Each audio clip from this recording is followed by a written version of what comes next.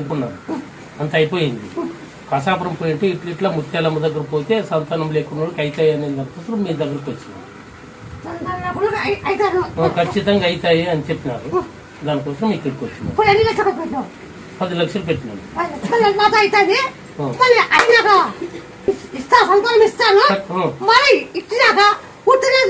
ఇస్తాను.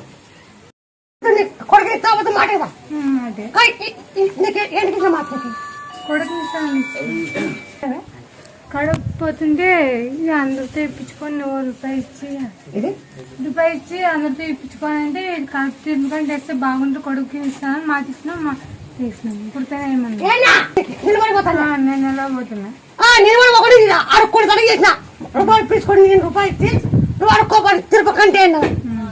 ఇచ్చినావా?